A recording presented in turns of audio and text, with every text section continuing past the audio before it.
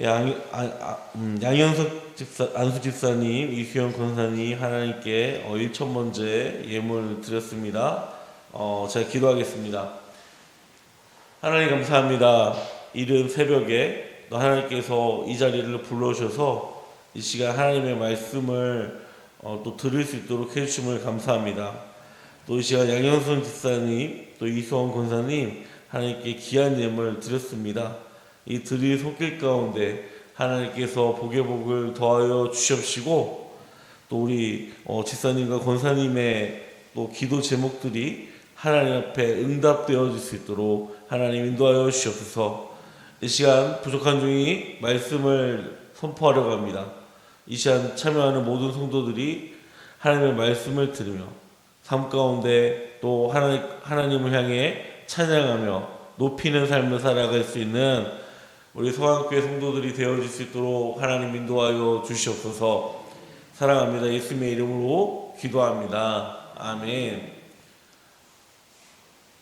예수님은 어디든지 가시든지 많은 사람들이 몰려옵니다. 그들은 예수님에게 하나님의 말씀을 듣기 위해 오는 것이죠. 오늘 본문은 예수님이 게네사렛 호수에 가셨다라고 기록하고 있습니다. 이 게네사렛 호수는 누가복음의 저자인 누가만 사용을 하고 있습니다. 다른 복음서에 보게 되면 마태나 마가는 이곳을 갈릴리 바다라고 부르고 있고요. 또 요한복음에서는 디베랴 바다로 부르고 있습니다. 여기서 게네사렛이라는 단어는 로마식 이름이라고 생각을 하시면 됩니다. 또한 마태나 마가는 히브리어에서 사용되는 갈릴리라는 단어를 사용했습니다. 그리고 디베라는 티베리우스의 이름을 줄인 것입니다. 이 정식 명칭의 이 티베리우스는 갈릴리 바다라는 뜻을 가지고 있습니다. 여기서 로마식 표시를 한 누가복음은 이방인들을 위해서 쓰여졌음을 알 수가 있습니다. 예수님께서 갈릴리 호수에 나왔더니 배 두 척이 보였습니다. 그리고 어부들이 배에서 내려 그물을 씻고 있었죠. 그래서 예수님은 그 중 하나인 시몬의 배에 오르게 됩니다. 그리고 배를 육지로부터 조금 떼어 놓으라고 요청하시고 배에 앉으셔서 사람들에게 하나님의 나라, 하나님의 말씀을 가르치고 계셨습니다. 그리고 예수님이 하나님의 말씀을 다 마치시고 나서 시몬에게 말씀하셨습니다. 깊은 데로 가서 그물을 내려 고기를 잡으라 라고 말씀을 하십니다. 시몬이 예수님의 말씀을 듣고 아마도 어이가 없었을 것입니다. 시몬은 예수님보다 또 그 누구보다 물고기를 잡는 데 있어서 어떻게 보면 도사입니다. 오늘날로 말하자면 거의 달인 수준일 것입니다. 그런데 시몬은 어떠한 선택을 했을까요? 우리 함께 5절 말씀을 함께 읽어보도록 하겠습니다. 누가복음 5장 5절 말씀입니다. 시작. 시몬이 대답하여 이르되 선생님, 우리들이 밤이 새도록 수고하였을 때 잡은 것이 없지만은 말씀에 의지하여 내가 그물을 내리리이다 하고. 아멘.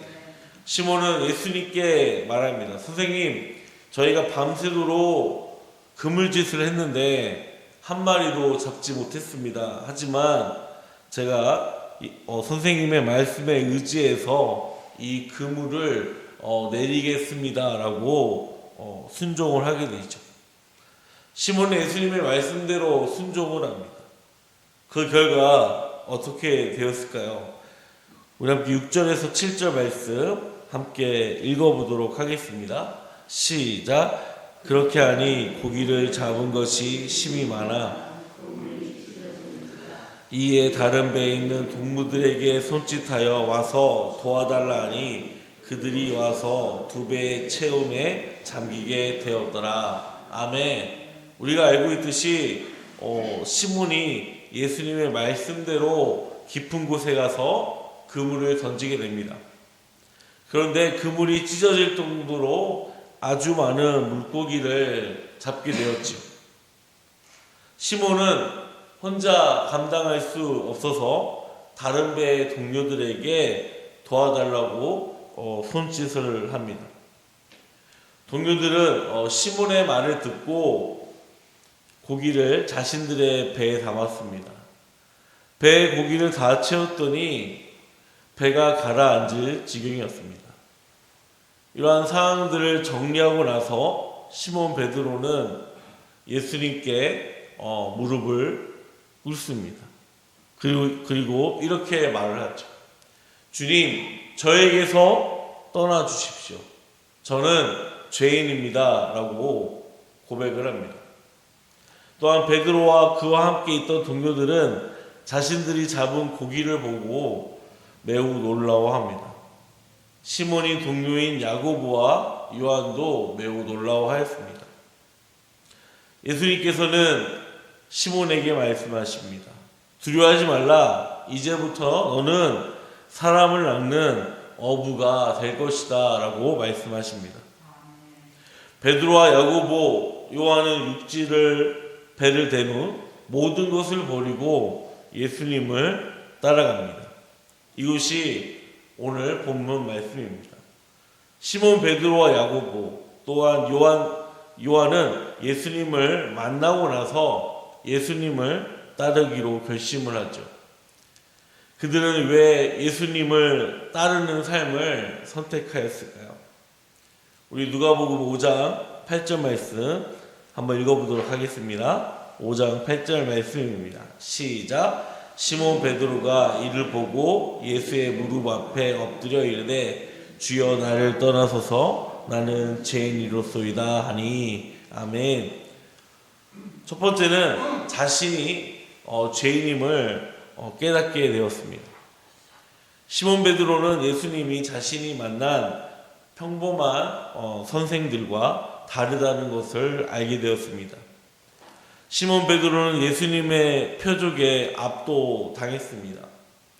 예수님이 귀신 들린 자를 고치고 아픈 환자들을 치료하시는 분임을 베드로는 알고 있었습니다. 하지만 자신의 눈앞에서 믿을 수 없는 표적을 보자 그는 예수님 앞에 자신의 존재가 하찮은 존재임을 깨닫게 됩니다. 시몬은 처음에 예수님을 선생님이라고 말을 했습니다. 그 표현이 5절 말씀에 기록되어 있습니다. 이 선생이라는 호칭은 두 가지 표현 방식이 있습니다. 하나는 제자인 사람이 부르는 호칭이 있고요. 또 하나는 제자가 아닌 일반 사람이 다른 사람을 높여서 부르는 호칭이기도 합니다. 이 전자인 경우는요, 제자인 경우에는 헬라어로 디다스 칼로스라고 부르고요. 후자인 경우에는 랍비라고 부릅니다. 학교에서 가르치는 전자는 학교에서 가르치는 선생님이라는 뜻이고요. 후자는 일반 사람들이 타인을 높여서 부르는 경우입니다. 보통 제자가 아닌 사람들은 예수님을 부를 때 사용하는 단어이죠. 시몬 베드로 역시 이때 상황에는 예수님의 제자가 아니었기 때문에 랍비, 즉 선생님이여 라고 부른 것입니다. 그런데 그가 신적인 표적을 보고 경험하고 나서 예수님을 부르는 호칭이 바뀌게 됩니다. 선생님이라고 부르지 않고 주님이라고 부르죠. 주님은 키리오스라고 합니다. 여기서 키리오스는 왕이나 통치자 그리고 신을 표현할 때 쓰는 단어입니다. 즉 베드로는 이 표적을 경험하고 나서 예수님은 자신과 같은 사람이 아님을 깨닫게 되었습니다. 그리고 그는 신적인 능력을 가진 분으로 인정하여 베드로는 주님을 보고 선생님이여 라고 부르지 않고 주님이라고 부릅니다.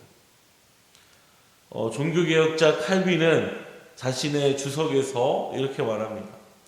하나님의 인재를 보고 경악하는 것은 우리 모두가 타고난 감정이라는 것을 알 수 있습니다 라고 말합니다.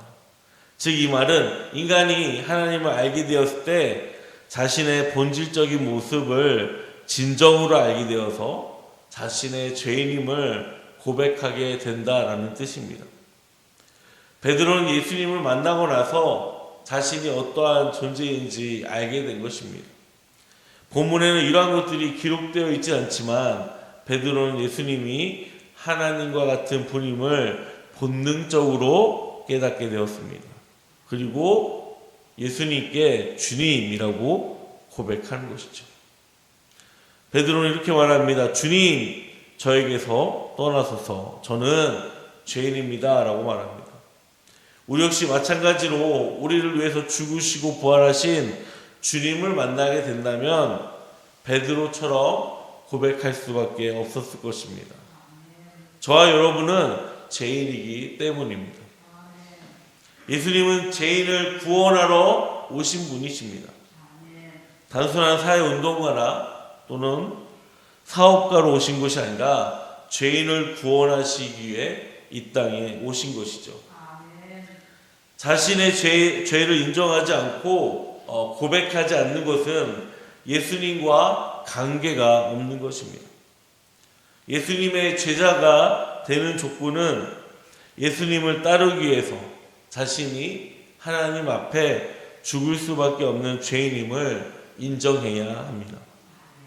이런 고백이 없다면 진정한 예수님의 제자라고 할 수가 없는 것이죠. 그리고 거룩한 하나님의 백성이 아닌 것입니다. 사랑하는 성도 여러분, 우리가 죄인임을 결코 잊어서는 안 될 것입니다. 그리고 예수님을 통해서 죄에서 구원받았다는 사실을 우리는 결코 잊어서는 안 될 것입니다. 예수님을 따르는 삶은 내가 죄인임을 인정하는 것입니다. 내가 항상 날마다 주님께 주님 저는 죄인입니다 라고 고백하는 삶입니다. 주님이 이 땅에 오시지 않았으면 우리는 지옥에서 죽을 수밖에 없는 존재라는 사실을 우리는 결코 잊어서는 안 될 것입니다. 예수님을 따르는 삶은 내가 죄인임을 인정하고 고백하고 회개하며 나아가는 우리 서강교회 성도들이 되시기를 주님의 이름으로 축원합니다.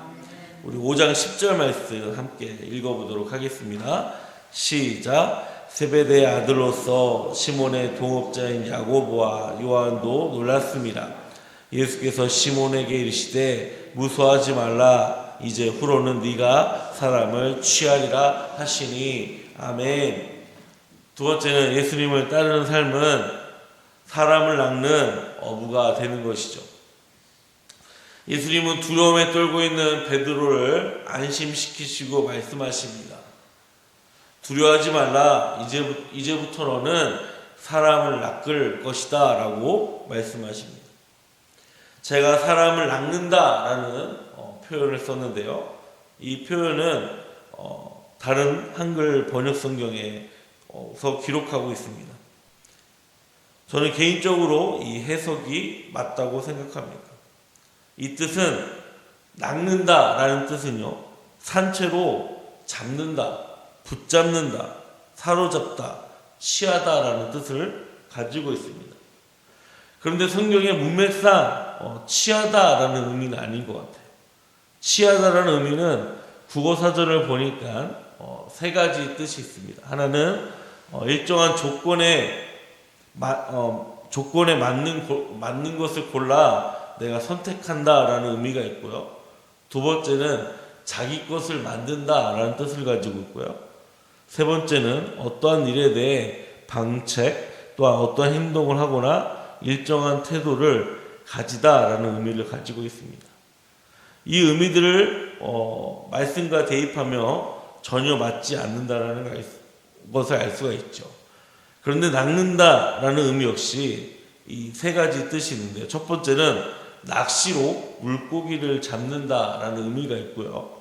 두 번째는 행운을 잡는다라는 뜻이 있습니다.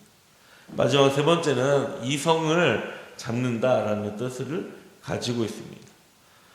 이 세 가지 의미들을 대입하면 자연스럽게 첫 번째 의미가 가깝다라는 것을 알 수가 있습니다.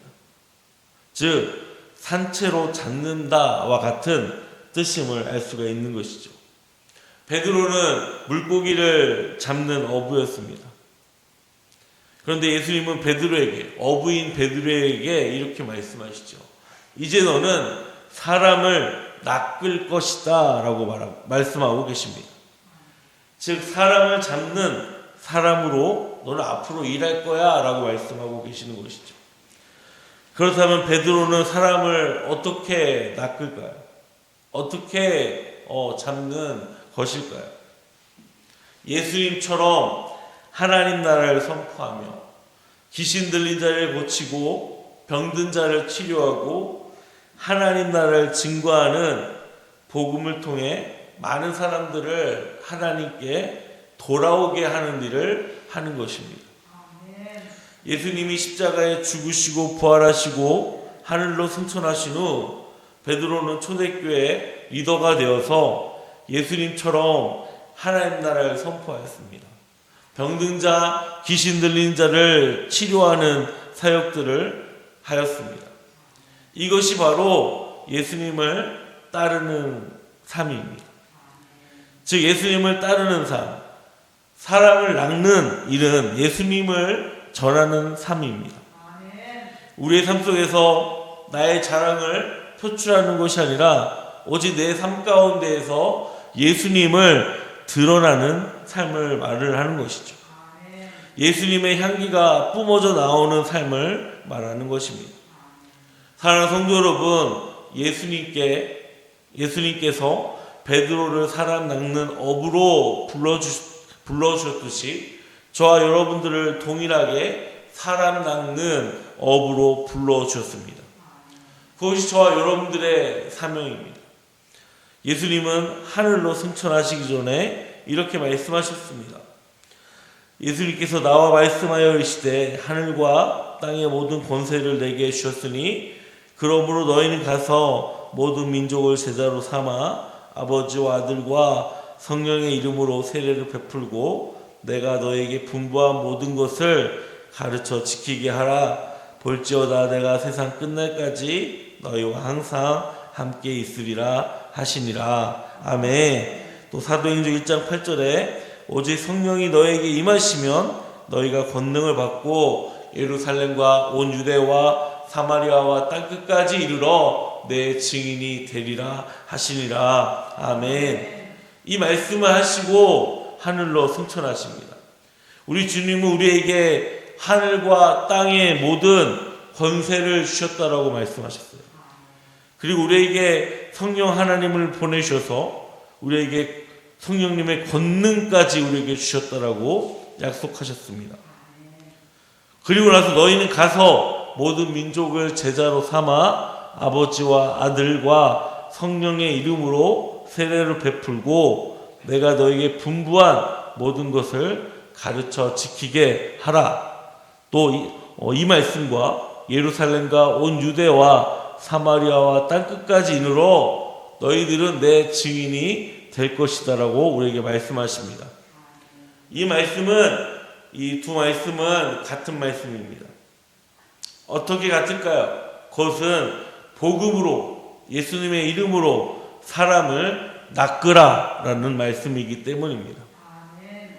사랑하는 성도 여러분, 예수님을 따르는 삶은 사람을 낚는 것입니다. 요즘 말로 전도와 선교를 말하는 것이죠. 아직까지도 우리 주변에 예수님을 알지 못하는 사람들도 있습니다. 또한 예수님을 비록 믿고 있지만 제대로 믿지 못하는 사람들도 우리 주변에 너무나도 많이 있습니다. 그러한 사람들을 낚는 저와 우리 성도님들이 되시기를 주님의 이름으로 축원합니다. 우리 5장 11절 말씀 함께 읽어보도록 하겠습니다. 시작. 그들은 배에 물을 댄 뒤에 예수를 아멘.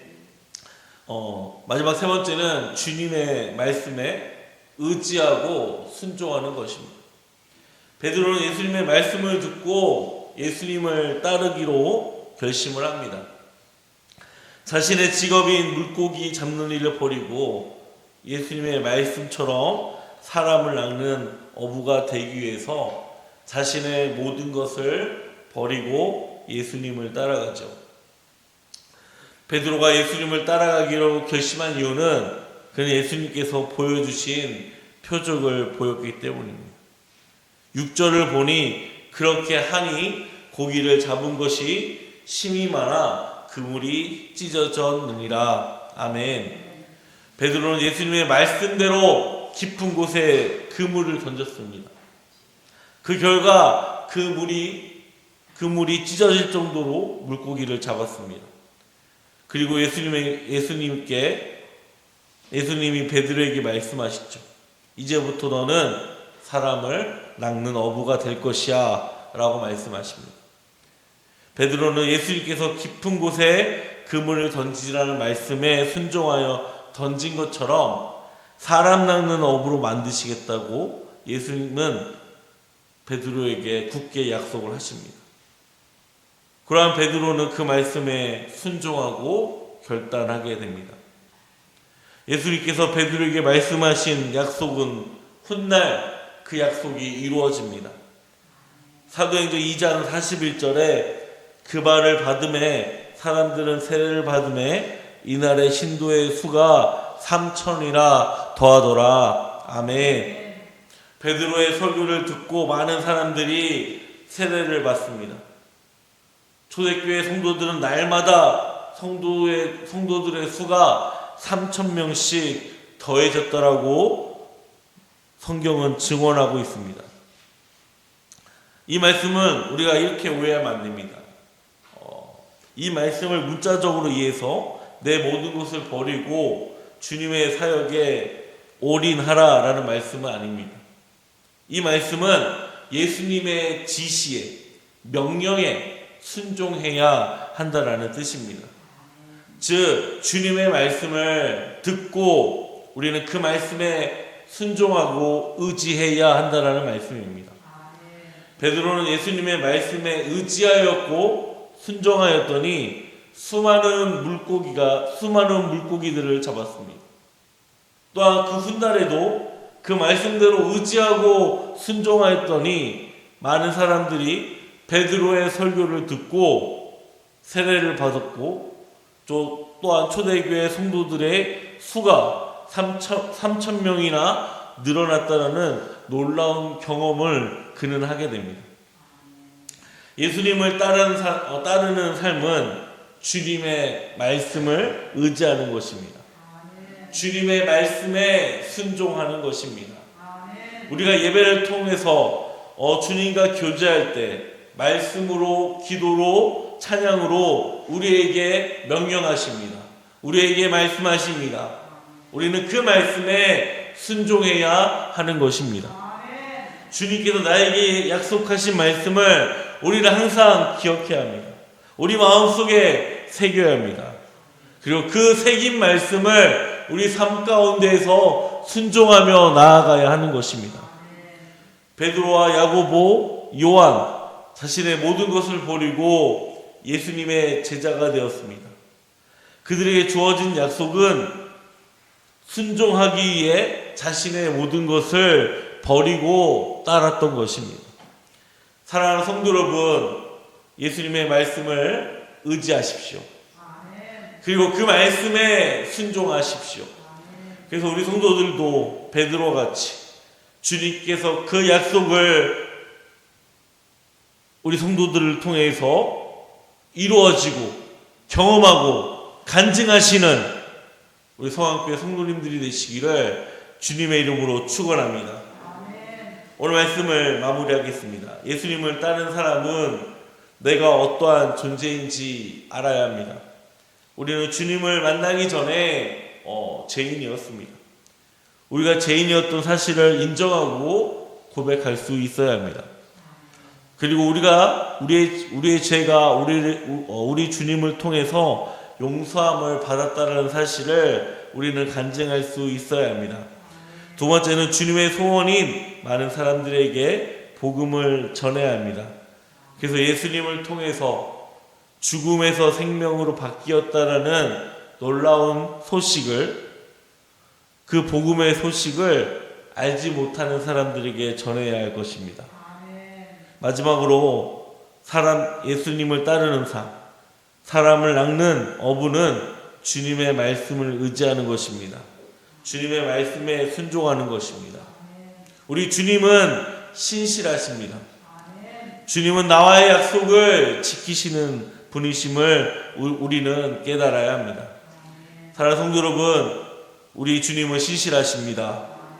그 신실하신 주님의 말씀에 순종하며 나아가는, 의지하며 나아가는 우리 성안교회 성도님들이 되시기를 주님의 이름으로 축복합니다.